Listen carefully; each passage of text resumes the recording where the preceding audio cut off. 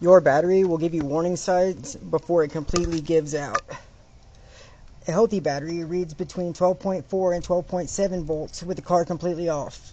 Let's check this one right now. And most people use a multimeter. I like to use my little power probe. Well, sorry, power scan by Auto. Let's see, so let's check the voltage on this battery. And that is 12.2 volts. So it's a little low, but it just means it's getting weak. Now, say it was below 12 volts, then you need to replace it. Other warning signs to watch for are slow, sluggish cranking when you start the car, dim headlights, or electronics acting weird. Radio cutting out, power windows moving slow.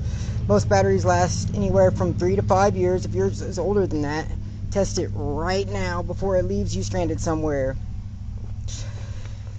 It only takes 30 seconds, and you can get a multimeter as cheap as $15.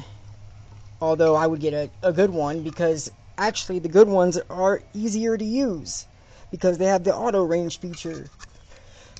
I carry and install batteries on site anywhere in Dallas-Fort Worth, Texas. Please text MTB Mobile Repair.